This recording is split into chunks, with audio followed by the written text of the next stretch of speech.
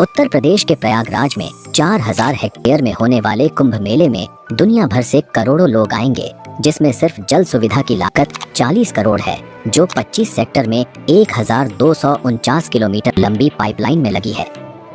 2013 में आयोजित महाकुंभ मेला अब तक का सबसे बड़ा धार्मिक आयोजन माना गया था, जिसमें करीब 12 करोड़ से अधिक श्रद्धालु शामिल हुए थे। लेकिन 144 साल बाद होने वाले इस महाकुंभ की भव्यता उससे भी कहीं अधिक होने वाली है। देश विदेश से 40 करोड़ से ज्यादा श्रद्धालुओं के आने की उम्मीद है और इसकी विशालता का अंदाजा इसी बात से लगाया जा सकता है कि इसका अनुमानित बजट 6382 करोड़ रुपए है। भारतीय अंतरिक्ष एजेंसी इसरो का कहना है कि कुंभ मेला इतना विशाल और भव्य होता है कि इसे अंतरिक्ष से भी देखा जा सकता है। लेकिन आपके मन में यह सवाल जरूर उठता होगा कि यह इतना विशाल और प्राचीन आयोजन आखिर शुरू कहां से हुआ और इसके पीछे का इतिहास क्या है? क्या इसका उल्लेख भारतीय वेदों, पुराणों और धर्म ग्रंथों में मिलता है, या फिर इसके पीछे कोई और गहरी और रहस्यमयी कहानी छिपी है? और सबसे रोचक बात यह है कि कुंभ के शाही स्नान का पहला अधिकार केवल नागा साधुओं को दिया जाता है, जबकि अन्य साधु संतों को उनके बाद स्नान करने का अवसर मिलता है। इस विशेष परंपरा के पीछे छिपा है एक अद्भुत इतिहास जो नागा साधुओं को इतना विशिष्ट और सम्माननीय बनाता है। महाकुंभ का आयोजन प्रयागराज के त्रिवेणी संगम पर होता है, जहां गंगा, यमुना और सरस्वती नदियों का संगम माना जाता है। लेकिन यहाँ केवल गंगा और यमुना ही दिखाई देती हैं। तो आखिर कलयुग में सरस्वती नदी अदृश्य क्यों हो गई?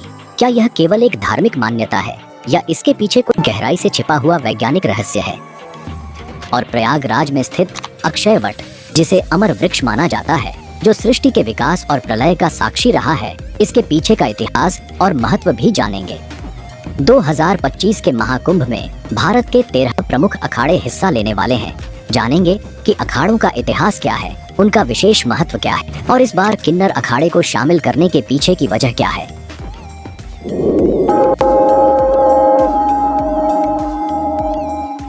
इन सभी सवालों का जवाब और महाकुंभ के अनसुने रहस्यों की परतें इस डॉक्यूमेंट्री में हम आपके सामने खोलेंगे। तो जुड़े रहिए हमारे साथ, क्योंकि यह केवल एक मेला नहीं बल्कि है आस्था, इतिहास और संस्कृति का संगम। प्राचीन ग्रंथों में कुंभ मेले का स्पष्ट उल्लेख नहीं मिलता, फिर भी इसे भारत का सबसे बड़ा तीर्थ माना जाता है। यही नहीं, 2017 में इसे यूनेस्को ने मानवता की अमूर्त सांस्कृतिक विरासत की सूची में भी शामिल किया, जो इसकी ऐतिहासिक और सांस्कृतिक महत्व को दर्शाता है। कुंभ संस्कृत का ऐसा शब्द है जिसका अर्थ होता है कलश या घड़ा। लेकिन सवाल उठता है कि अगर कुंभ केवल पानी का घड़ा है तो यह इतना बड़ा और विश्व विख्यात त्योहार कैसे बना? आइए इस वीडियो में हम आपको महाकुंभ के आरंभ से लेकर आज तक की पूरी यात्रा के बारे में बताएंगे। कुंभ मेले के इतिहास को समझने के लिए हमें 2 प्रमुख पौराणिक कथाओं को जानना होगा, जो इस पर्व की गहराई और महत्व को उजागर करती हैं। महाकुंभ मेले की पहली कथा सर्पों और गरुड़ देव के बीच की है, जो ऋषि कश्यप और उनकी 2 पत्नियों कद्रु और विनता से जुड़ी हुई है। कद्रु और विनता जो आपस में बहनें थीं और ऋषि कश्यप की पत्नियां भी थीं। एक दिन कद्रु ने ऋषि कश्यप से वरदान मांगा कि उसे 1000 विषैले और शक्तिशाली पुत्र चाहिए। ऋषि कश्यप ने तथास्तु कहा और कद्रु को 1000 अंडे प्राप्त हुए। यह देखकर विनता ने भी वरदान मांगा कि भले ही उसके पुत्र कम हों, लेकिन वे कद्रु के पुत्रों से अधिक शक्तिशाली हों। कश्यप ने उन्हें भी तथास्तु कहा और विनता को 2 बड़े अंडे प्राप्त हुए। समय बीतने के साथ कद्रु के 1000 अंडे फूट गए और उनमें से सांप उत्पन्न हुए, जिन्हें सर्पों की मां माना गया। दूसरी ओर विनता के अंडे नहीं फूट रहे थे और अधीरता में उन्होंने एक अंडा समय से पहले फोड़ दिया। उसमें से एक अधूरा प्राणी निकला, जिसका शरीर कमर तक ही विकसित था। वह गुस्से में बोला, माँ, आपने मेरे साथ यह अन्याय किया, लेकिन कृपया दूसरे अंडे के साथ ऐसा मत कीजिएगा। वह प्राणी उड़ गया और उसका नाम अरुण रखा गया। आगे चलकर वह सूर्यदेव का सारथी बना। एक दिन कद्रु और विनता ने सूर्यदेव के सफेद घोड़े को देखकर शर्त लगाई। विनता ने कहा कि यह घोड़ा पूरी तरह सफेद है, जबकि कद्रु ने कहा कि उसकी पूंछ काली है। यह शर्त प्रतिष्ठा पर आ गई और तय हुआ कि जो भी हार जाएगा उसे दासी बनना पड़ेगा। कद्रू ने अपने नागपुत्रों से कहा कि वे सूक्ष्म रूप धारण कर घोड़े की पूंछ से चिपक जाएं ताकि वह काली दिखाई दे। नागों ने ऐसा ही किया और कद्रू शर्त जीत गई। विनता को हार मानकर दासी बनना पड़ा। कुछ समय बाद विनता के दूसरे अंडे से एक शक्तिशाली प्राणी निकला जिसका चेहरा गरुड़ पक्षी जैसा था और शरीर मनुष्य जैसा। उसका नाम गरुड़ रखा गया। जब गरुड़ ने देखा कि उसकी माँ विनता कद्रू और उनके 1000 सर्प पुत्रों की दासी बन चुकी है तो उसने अपनी माँ को मुक्त कराने का संकल्प लिया। गरुड़ ने सर्पों से विनता को मुक्त करने का उपाय पूछा। सर्पों ने कहा, अगर तुम वैकुंठ से अमृत कलश लाकर हमें दे दो तो हम तुम्हारी माँ को मुक्त कर देंगे। गरुड़ ने यह शर्त मान ली। वैकुंठ धाम पहुंचकर गरुड़ ने अमृत कलश प्राप्त किया। देवताओं ने उन्हें रोकने की कोशिश की लेकिन गरुड़ अपनी अद्वितीय शक्ति के बल पर सफल रहे। विष्णु जी ने गरुड़ को रोका और उनसे पूछा, तुम इस कलश को क्यों ले जा रहे हो जबकि इसे खुद ग्रहण नहीं कर रहे? गरुड़ ने अपनी माँ को मुक्त कराने की व्यथा सुनाई। विष्णु जी ने गरुड़ से कहा, अगर मैं तुम्हें यह कलश ले जाने दूं तो तुम हमेशा के लिए मेरे वाहन बनोगे? गरुड़ ने इस शर्त को स्वीकार कर लिया। गरुड़ ने अमृत कलश सर्पों के पास पहुंचाया लेकिन विष्णु जी ने अपनी मायावी शक्ति से अमृत कलश को वहां से गायब कर दिया। गरुड़ ने अपनी मां को दासत्व से मुक्त कराया।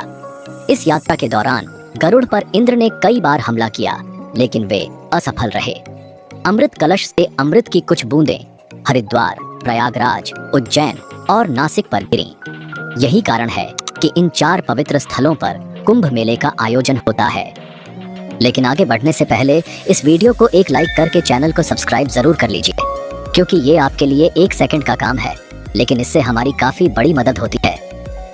महाकुंभ से जुड़ी सबसे लोकप्रिय कथा है समुद्र मंथन की, जिसे देवताओं और असुरों के बीच हुआ एक महान प्रयास माना जाता है।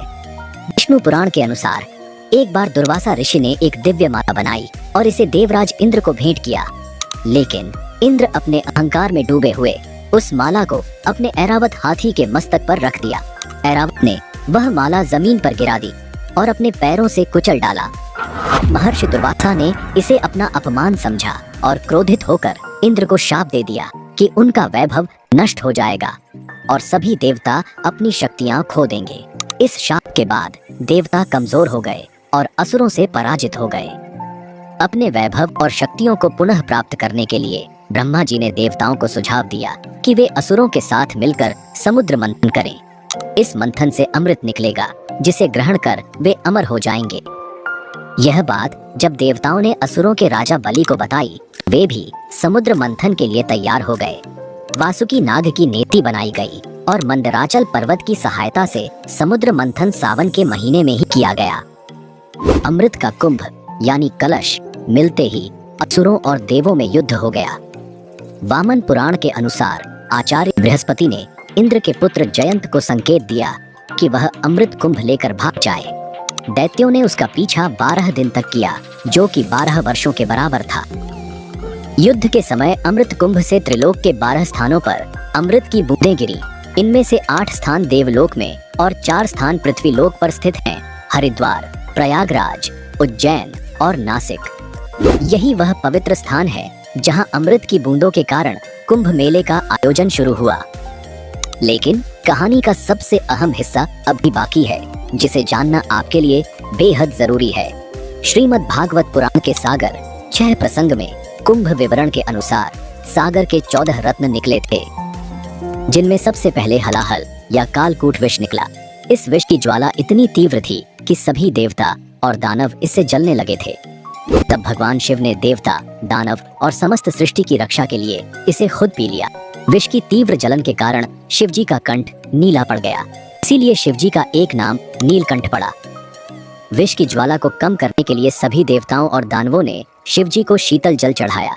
इसके बाद उनके शरीर का ताप और जलन कम हुआ।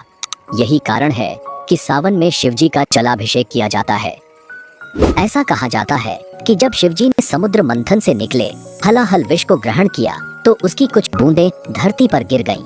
जिन घास की पत्तियों पर ये बूंदें गिरी उन्हें सांप ने चाट लिया, जिससे सांप की जीभ बीच से कट गई। वहीं कुछ विष की बूंदों को बिच्छुओं और अन्य विषैले जीवों ने भी ग्रहण कर लिया। इसी कारण ये जीव जहरीले हो गए।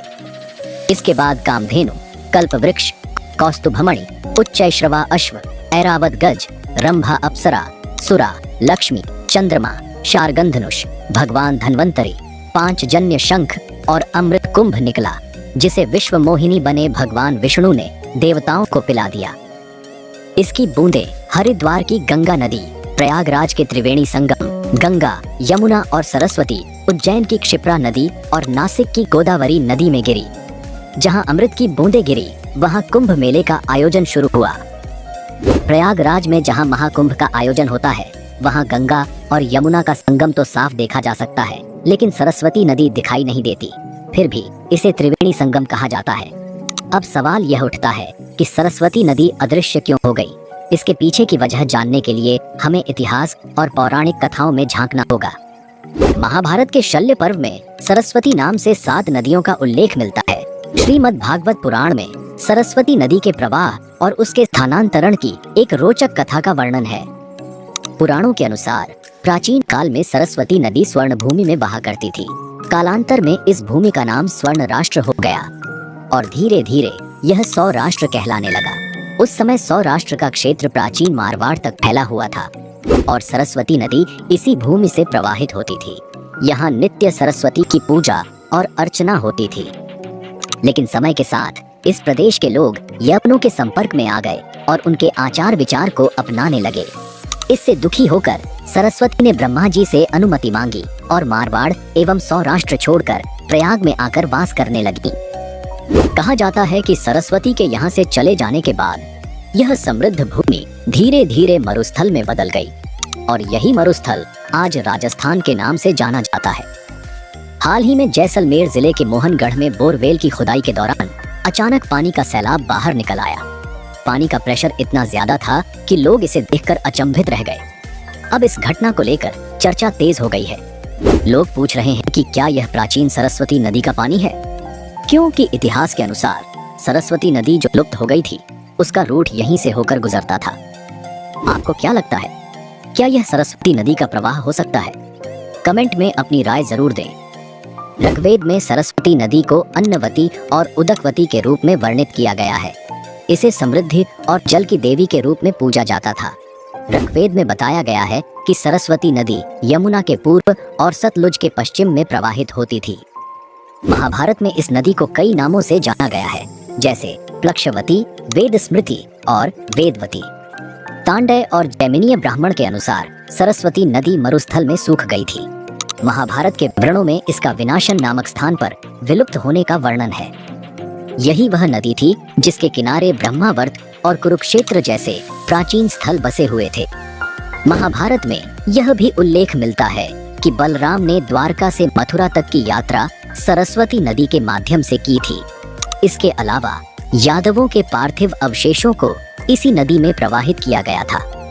इन विवरणों से यह स्पष्ट होता है कि सरस्वती एक विशाल और महत्वपूर्ण नदी थी, जो न केवल धार्मिक और सांस्कृतिक महत्व रखती थी, बल्कि यातायात और परिवहन के लिए भी उपयोगी थी। वैदिक काल में एक और नदी का उल्लेख मिलता है, जिसे दृष्टवती कहा जाता था। यह सरस्वती नदी की सहायक नदी थी और हरियाणा से होकर बहती थी। समय के साथ जब भीषण भूकंप आए और हरियाणा तथा राजस्थान की धरती के नीचे से पहाड़ ऊपर उठे, तो नदियों का बहाव बदल गया। दृशद्वती नदी ने अपनी दिशा बदल ली और आज इसे यमुना नदी के नाम से जाना जाता है। यह सरस्वती नदी के साथ मिलकर बहने लगी और इसी कारण प्रयागराज में 3 नदियों के संगम को त्रिवेणी संगम कहा जाता है। महर्षि वेदव्यास ने इसे तीर्थराज प्रयाग का नाम दिया, जो गंगा, यमुना और अदृश्य सरस्वती के संगम का पवित्र स्थल है। यह स्थान न केवल धार्मिक बल्कि ऐतिहासिक और सांस्कृतिक दृष्टि से भी अद्वितीय है। प्राचीन ग्रंथों में कुंभ का अर्थ केवल एक साधारण कलश है, लेकिन यही साधारण शब्द कैसे बन गया दुनिया का सबसे बड़ा धर्म और संस्कृति का अमर प्रतीक। आइए जानते हैं महाकुंभ के इतिहास से लेकर आज तक के अद्भुत सफर के बारे में। दोस्तों, अगर आपको महाकुंभ की यह वीडियो अच्छी लग रही है तो कृपया इसे एक लाइक अवश्य कर दें। आपका एक लाइक हमारी काफी मदद कर देता है। धन्यवाद। दरअसल कुंभ मेले का उल्लेख वैदिक ग्रंथों, सूत्र साहित्य, महाकाव्य पुराण ग्रंथों, स्मृतियों या धर्मशास्त्रों में नहीं मिलता है। ऐतिहासिक किताबों में इसे माघ मेला या प्रयाग स्नान के नाम से जाना जाता है। कुंभ मेले में शाही स्नान का विशेष महत्व है। पवित्र नदियों में स्नान करना हिंदू मान्यताओं का अहम हिस्सा है और इसका सबसे पहला उल्लेख ऋग्वेद में नाहन पर्व नाम से मिलता है। इसका वर्णन बौद्ध धर्म के पाली ग्रंथों और महाभारत में भी हुआ है। चीनी यात्री ह्वेनसांग के यात्रा वृतांत के अनुसार सम्राट हर्षवर्धन ने 644 ईस्वी में माघ मास के अर्ध कुंभ के अवसर पर प्रयागराज में आयोजित पंचवर्षीय धर्म महासभा में भाग लिया। इस सभा में उन्होंने अपना सर्वस्व दान कर दिया। कई सांस्कृतिक विद्वानों का मानना है कि 9वीं सदी में लगभग 850 साल पहले आदि गुरु शंकराचार्य ने हिंदू संस्कृति को सुदृढ़ करने और लोक कल्याण की दृष्टि से कुंभ मेले की परंपरा को प्रारंभ किया। यह मेला भारतीय संस्कृति और धार्मिक आस्था का अद्भुत संगम है। 16वीं शताब्दी में गोस्वामी तुलसीदास जी ने अपनी अमर कृति रामचरितमानस में प्रयागराज में लगने वाले वार्षिक मेले का उल्लेख किया है, जो कुंभ मेले की प्राचीनता और इसकी ऐतिहासिक महत्ता को दर्शाता है। वायु पुराण और नारदीय पुराण में सरस्वती नदी के तट पर स्थित कुंभ और श्री कुंभ तीर्थ का वर्णन मिलता है। वेदों की कई ऋचाओं में कुंभ, घट और कलश का उल्लेख किया गया है। ऋग्वेद और अथर्ववेद में भी घृत और मधु से भरे कुंभ का संदर्भ मिलता है, जो इसकी प्राचीनता और धार्मिक महत्व को दर्शाता है। इतिहासकार जदुनाथ सरकार के अनुसार सन 1234 ईस्वी में नागा सन्यासियों ने कुंभ के अवसर पर एक निर्णायक विजय प्राप्त की थी। 17वीं शताब्दी के फारसी धार्मिक ग्रंथ द बिस्तान ए मुजाहिब में भी 1640 ईस्वी में कुंभ के दौरान हुए एक भीषण युद्ध का उल्लेख मिलता है। 16वीं शताब्दी के उत्तरार्ध में लिखे गए तबकात ए अकबरी में भी प्रयागराज संगम पर एक वार्षिक स्नान उत्सव का वर्णन किया गया है। इसमें लिखा गया है कि देश के सभी हिस्सों से हिंदुओं के विभिन्न वर्ग स्नान करने के लिए आते हैं, इतनी संख्या में कि जंगल और मैदान भी उन्हें रोक नहीं पाते। यह विवरण इस बात का प्रमाण है कि कुंभ मेला सदियों से आस्था, इतिहास और भारतीय संस्कृति का एक अभिन्न हिस्सा रहा है। ऋग्वेद और अथर्ववेद में कुंभ का उल्लेख कई संदर्भों में मिलता है। कुंभ का अर्थ केवल पानी का घड़ा है, न कि एक त्योहार। उदाहरण के लिए अथर्ववेद में चतुर कुंभा चतुर्धा ददामी और पूर्ण कुंभोद्योग काल आहितस्तम जैसे वाक्यांश विशेष यज्ञों और ईश्वरीय समय की व्याख्या करते हैं। यह दिखाता है कि कुंभ का उपयोग वैदिक अनुष्ठानों और धार्मिक संदर्भों में किया जाता था। वायु पुराण के अनुसार सरस्वती नदी का तट पूर्वजों को समर्पित श्राद्ध संस्कार के लिए आदर्श स्थान माना गया है।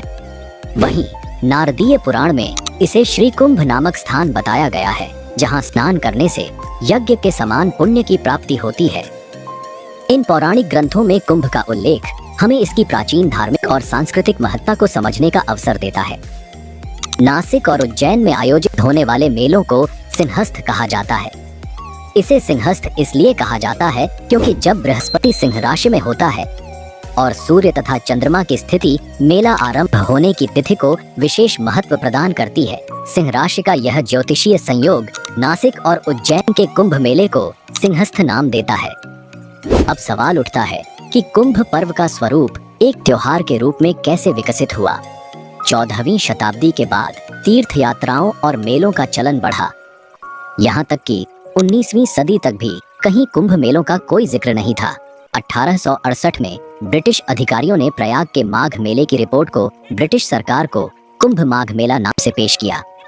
तभी से इस मेले को नासिक, हरिद्वार और उज्जैन में भी कुंभ नाम से प्रसिद्ध मिलने लगी। हमारे मन में एक प्रश्न अवश्य उठता होगा कि कुंभ मेले का आयोजन और इसके स्थान को तय करने के पीछे कौन सा रहस्य छिपा है। तो आइए इसे विस्तार से समझते हैं।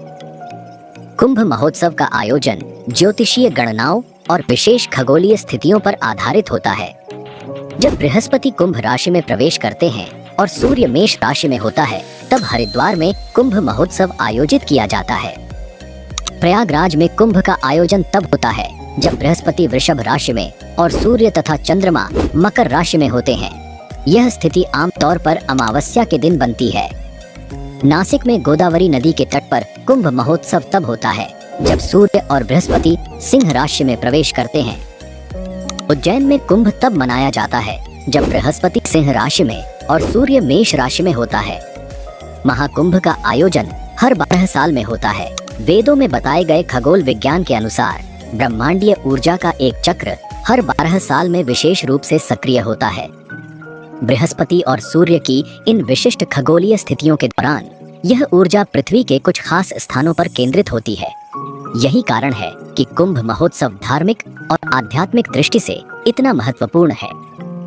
कुंभ मेला दुनिया के सबसे बड़े धार्मिक आयोजनों में से एक है। इसकी भव्यता और विशालता ऐसी है कि इसे अंतरिक्ष से भी देखा जा सकता है। साल 2019 में भारतीय अंतरिक्ष अनुसंधान संगठन यानी इसरो ने अपने कार्टोसैट 2 उपग्रह के जरिए कुंभ मेले की तस्वीरें खींची थीं।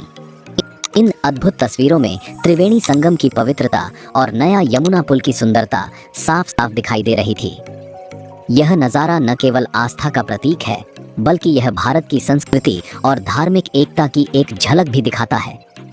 महाकुंभ में स्नान का क्रम बहुत पवित्र और अनुशासित होता है। सबसे पहले नागा साधु स्नान करते हैं, फिर संत समाज और उसके बाद गृहस्थ लोग संगम में स्नान करते हैं। नागा साधु भारतीय आध्यात्मिकता और संस्कृति का एक रहस्यमय और रोचक पहलू है। उनके बारे में जानना हमारी प्राचीन परंपराओं और अध्यात्म को समझने के लिए बेहद जरूरी है। भस्म से रमा नग्न शरीर, लंबी जटाएं, हाथ में कमंडल लिए नागा साधु, जिनकी उपस्थिति अपने आप में एक रहस्य है। ये साधु अपना और अपने परिवार का पिंडदान स्वयं करते हैं, जिसे बिजवान कहा जाता है। आम दिनों में ये कहाँ रहते हैं, क्या खाते हैं, ये कोई नहीं जानता, परंतु कुंभ के शाही स्नान में ये मोक्ष प्राप्ति के लिए डुबकी लगाते हैं, जो कि उनका जीवन का एकमात्र लक्ष्य है। सदियों से भारतीय संस्कृति और धर्म पर संकट के बादल मंडराते आए हैं। 14वीं से 16वीं शताब्दी का समय, जब मुगल आक्रमणकारी भारत की संस्कृति और धर्म पर वार कर रहे थे, धर्म खतरे में था। उस समय नागा साधुओं ने धर्म और संस्कृति की रक्षा में अहम भूमिका निभाई। ये साधु केवल शास्त्र ही नहीं, शस्त्र विद्या में भी निपुण थे और धर्म की रक्षा के लिए अपना जीवन तक न्यौछावर करने को तैयार रहते थे। 18वीं शताब्दी में अहमद शाह अब्दाली, जिसे अहमद शाह दुर्रानी के नाम से भी जाना जाता है, ने भारत पर कई बार आक्रमण किया। 1748 में नादिर शाह की मृत्यु के बाद अफगानिस्तान का शासक बनने के साथ ही अब्दाली ने भारत को बार बार लूटा, लेकिन उसका सबसे बड़ा और क्रूर आक्रमण 1757 में हुआ, जब उसने दिल्ली पर कब्जा कर 1 महीने तक अराजकता और लूटपाट मचाई। इस आक्रमण का असर केवल दिल्ली तक सीमित नहीं रहा। मथुरा, वृंदावन और गोकुल जैसे पवित्र स्थलों को भी अब्दाली की क्रूरता का सामना करना पड़ा। उस समय नागा साधुओं ने न केवल इन स्थलों की रक्षा की, बल्कि धर्म और संस्कृति की जड़ों को भी सुदृढ़ बनाए रखा। कई बार विदेशी आक्रमण की स्थिति में स्थानीय राजा महाराजा नागा साधुओं से मदद लिया करते थे। इतिहास में ऐसे कई गौरवपूर्ण युद्धों का उल्लेख मिलता है, जिनमें 40,000 से ज्यादा नागा योद्धाओं ने अपनी वीरता का परिचय दिया। अहमद शाह अब्दाली द्वारा मथुरा और वृंदावन पर आक्रमण के बाद जब गोकुल को लूटने की कोशिश की गई, तब नागा साधुओं ने अपनी अदम्य शक्ति और साहस दिखाते हुए अब्दाली की सेना से युद्ध किया और गोकुल की रक्षा की। इस सहयोग को सम्मान देने के लिए हिंदू शासकों और नागा साधुओं के बीच एक समझौता हुआ। धर्म और राष्ट्र की रक्षा की जिम्मेदारी नागा साधुओं को सौंपी गई। इस समझौते के तहत नागा साधुओं को राजसी सम्मान देने के लिए शाही स्नान की परंपरा शुरू की गई। तब से कुंभ के पवित्र स्नान का पहला अधिकार हमेशा नागा साधुओं को दिया गया है। हालांकि हर परंपरा की तरह यह परंपरा भी विवादों से अछूती नहीं रही। 1310 में महानिर्वाणी अखाड़े और रामानंद वैष्णव अखाड़े के बीच एक खूनी संघर्ष हुआ। वहीं 1760 में शैव और वैष्णव साधुओं के बीच शाही स्नान को लेकर भयंकर लड़ाई छिड़ गई। इन विवादों को रोकने के लिए अंग्रेजों ने अखाड़ों के स्नान का क्रम तय किया। यह अनुशासन आज भी कुंभ मेले की परंपरा का हिस्सा है। इसीलिए महाकुंभ में सबसे पहले नागा साधु शाही स्नान करते हैं। नागा साधुओं के बाद दूसरे क्रम पर संत समाज संगम में स्नान करता है और संत समाज के स्नान के बाद ही गृहस्थ लोग पवित्र संगम में स्नान के लिए उतरते हैं। ये नागा साधु एक विशेष सैन्य पंथ का हिस्सा है। उनके पास त्रिशूल, तलवार, शंख और चिलम जैसी वस्तुएं होती हैं, जो उनके सैन्य दर्जे और परंपरा को दर्शाती हैं। नागा साधु अपने आप में एक चलती फिरती सेना की तरह होते हैं, जो अपने इष्ट देव भगवान शिव के प्रति अगाध भक्ति और समर्पण रखते हैं। नागा साधुओं की दीक्षा प्रक्रिया केवल कुंभ के दौरान प्रयागराज, हरिद्वार, नासिक और उज्जैन में होती है। दीक्षा के स्थान के आधार पर इन्हें अलग अलग नाम दिए गए हैं। प्रयागराज के नागा, उज्जैन के खूनी नागा, हरिद्वार के बर्फानी नागा और नासिक के खिचड़िया नागा। ऐसा माना जाता है कि नागा जनजाति की शुरुआत भारत के उत्तर पूर्वी राज्य नागालैंड से हुई, जहां नंगा पर्वत श्रेणियां फैली हुई हैं। नागा शब्द का अर्थ है पहाड़ और कछारी भाषा में इसे युवा बहादुर लड़ाकू व्यक्ति कहा गया है। अगर आप नागा साधु और महिला नागा साधु के रहस्यमय जीवन के ऊपर एक विशेष डॉक्यूमेंट्री देखना चाहते हैं तो कमेंट करके हमें बताएं। हम जल्द ही उनके जीवन पर एक संपूर्ण डॉक्यूमेंट्री लेकर आएंगे। अब बात करते हैं महाकुंभ के अखाड़ों के इतिहास और शंकराचार्य के योगदान की। कुछ विद्वानों का मानना है कि नागा सन्यासियों के अखाड़े आदि शंकराचार्य के पहले भी मौजूद थे। हालांकि उस समय इन्हें अखाड़ा नहीं कहा जाता था, इन्हें बेड़ा या साधुओं का जत्था कहा जाता था। अखाड़ा शब्द का चलन मुगल काल से शुरू हुआ और तभी से इसे एक संगठित समुदाय के रूप में पहचान मिली। अखाड़ों को समझने के लिए हमें आदि शंकराचार्य के योगदान को जानना होगा, क्योंकि उन्होंने ही अखाड़ों की स्थापना का विचार प्रस्तुत किया था। 7वीं शताब्दी में विदेशी आक्रमणकारी भारत की समृद्धि से आकर्षित होकर यहाँ आते थे। कुछ धन संपत्ति लूटकर चले जाते, तो कुछ भारत की आध्यात्मिक आभा से प्रभावित होकर यहीं बस जाते। लेकिन इस दौरान भारत की शांति व्यवस्था और सनातन धर्म कमजोर पड़ने लगा। धर्मशास्त्रों और ईश्वर पर तर्क होने लगे और शास्त्रों को चुनौती दी जाने लगी। ऐसे समय में आदिगुरु शंकराचार्य ने धर्म को एक नई दिशा देने और भारत को एकता के सूत्र में बांधने का बीड़ा उठाया। उन्होंने 4 दिशाओं में 4 पीठों की स्थापना की। पूर्व में गोवर्धन पीठ, उत्तर में शारदा पीठ, पश्चिम में द्वारिका पीठ और दक्षिण में ज्योतिर्मठ पीठ। इन पीठों ने भारत की आध्यात्मिक और सांस्कृतिक धारा को जीवित रखने का कार्य किया। शंकराचार्य ने समझाया कि भौगोलिक दूरी चाहे कितनी भी हो, सनातन धर्म की नींव एक ही है। बहुत कम उम्र में ही उन्होंने वेद, उपनिषद और शास्त्रों का गहन अध्ययन कर लिया था। उनकी दृष्टि में सनातन धर्म केवल पूजा पाठ तक सीमित नहीं था, बल्कि यह जीवन जीने का एक मार्ग था। उन्होंने देखा कि धर्म का मूल उद्देश्य आत्मा का परमात्मा से मिलन है, जो समय के साथ खोता जा रहा था। शंकराचार्य ने अद्वैत वेदांत का संदेश दिया। ब्रह्म सत्यम, जगन मिथ्या, जीवो ब्रह्मैव न परः। इसका अर्थ है केवल ब्रह्म सत्य है, यह संसार माया है और जीवात्मा स्वयं ब्रह्म है। उनका उद्देश्य साधुओं के विभिन्न संघों को एकजुट करना, सनातन धर्म को मानने वालों को संगठित करना और एक साझा लक्ष्य के लिए प्रेरित करना था। इसी सोच के परिणाम स्वरूप अखाड़ों की परंपरा 14वीं से 16वीं सदी के बीच शुरू हुई। अब बात करते हैं अखाड़ों की। अखाड़ा का अर्थ है एक ऐसा समुदाय जो धार्मिक, आध्यात्मिक और सामाजिक कार्यों में सक्रिय होता है। ये अखाड़े सनातन धर्म के संतों और सन्यासियों के संगठन हैं, जिनका उद्देश्य वेद, उपनिषद और धार्मिक अनुशासन का पालन करते हुए धर्म और संस्कृति का संवर्धन करना है। अखाड़ों का संचालन एक 5 सदस्यीय समिति करती है, जिसमें ब्रह्मा, विष्णु, शिव, गणेश और शक्ति के प्रतीक शामिल होते हैं। यह परंपरा धर्म और संस्कृति को संगठित रूप में बनाए रखने का माध्यम है। महाकुंभ मेला हिंदू धर्म में अत्यधिक महत्व रखता है, जिसमें भारत के अलग अलग अखाड़े शक्ति प्रदर्शन, धार्मिक चिंतन और भक्ति का अनुष्ठान करते हैं। महाकुंभ में 13 प्रमुख अखाड़े होते हैं, जिन्हें मुख्य रूप से 3 श्रेणियों में बांटा गया है। पहला है शैव अखाड़ा, जो भगवान शिव की उपासना करने वाले सन्यासियों का समुदाय है।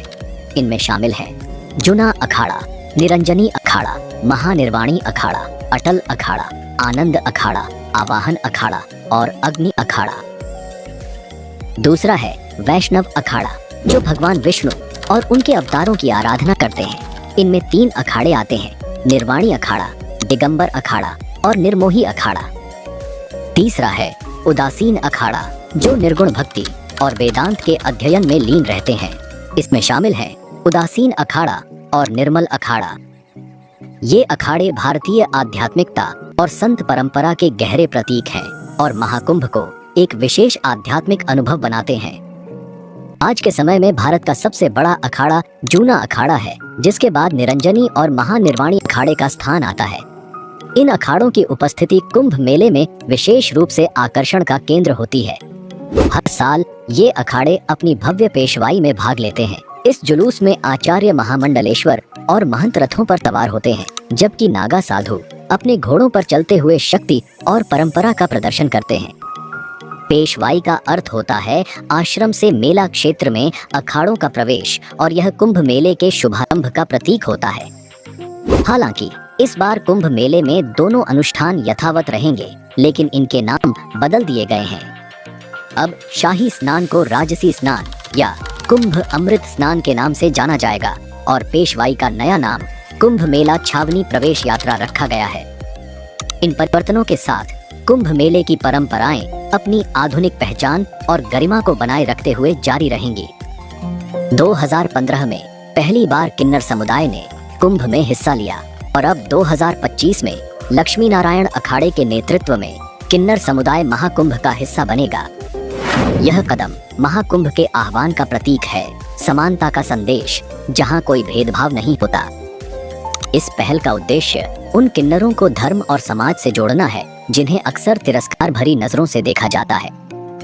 महाकुंभ 2025 में अर्धनारीश्वर धाम के नाम से एक शिविर लगाया जाएगा, जो किन्नर समुदाय के लिए धार्मिक आस्था और सम्मान का केंद्र बनेगा। कुंभ के दौरान अखाड़ों की प्रमुख गतिविधि शाही स्नान होती है।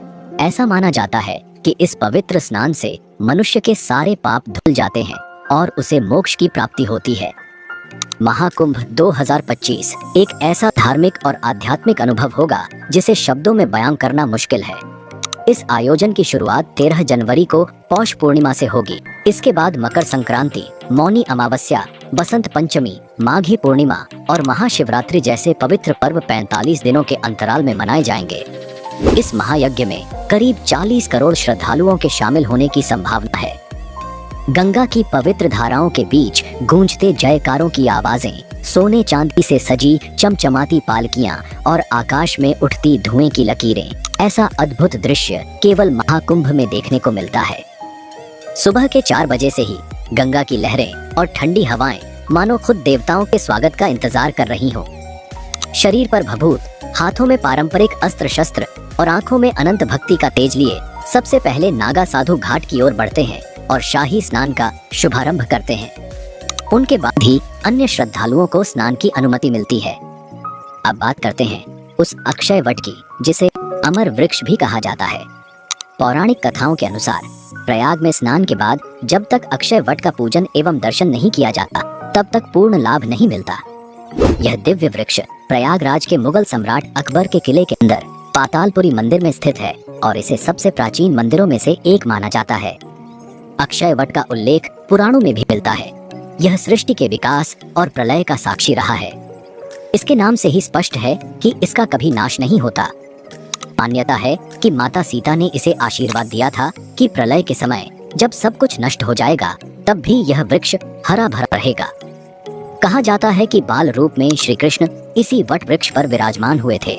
बाल मुकुंद रूप में श्री हरि इस पवित्र वृक्ष के पत्ते पर शयन करते हैं। इसका उल्लेख कालिदास के रघुवंश और चीनी यात्री ह्वेनसांग के यात्रा विवरण में भी मिलता है। शालिग्राम श्रीवास्तव की पुस्तक प्रयाग प्रदीप में भी अक्षय वट का जिक्र है। ह्वेनसांग ने अपने विवरण में लिखा कि प्रयागराज में एक देव मंदिर स्थित है, जिसके आंगन में एक विशाल वट वृक्ष है, जिसकी शाखाएं और पत्तियां दूर दूर तक फैली हुई हैं। पौराणिक और ऐतिहासिक प्रमाणों के अनुसार मोक्ष प्राप्ति के लिए श्रद्धालु इस वट की ऊंची डालों से कूद जाया करते थे, लेकिन मुगल शासकों ने इस परंपरा को खत्म कर दिया और आम तीर्थ यात्रियों के लिए भी अक्षय वट के दर्शन पर प्रतिबंध लगा दिया। ऐसा भी कहा जाता है कि यहाँ ब्रह्मा जी द्वारा स्थापित शूलटंकेश्वर शिवलिंग भी है, जिस पर अकबर की पत्नी जोधाबाई जलाभिषेक करती थी। यह भी मान्यता है कि अक्षय वट के नीचे से अदृश्य सरस्वती नदी बहती है। संगम स्नान के बाद अक्षय वट का दर्शन और पूजन करने से वंश वृद्धि से लेकर धन धान्य की संपूर्णता तक की मनोकामनाएं पूरी होती हैं। दोस्तों, अगर आपको महाकुंभ की यह डॉक्यूमेंट्री अच्छी लग रही है तो कृपया अपना अनुभव कमेंट में जरूर बताइए और हमारे चैनल को सब्सक्राइब करना ना भूलें। इससे हमारी टीम को काफी मदद मिलती है और हमें ऐसे ही बेहतरीन कंटेंट आपके लिए लाने की प्रेरणा मिलती है।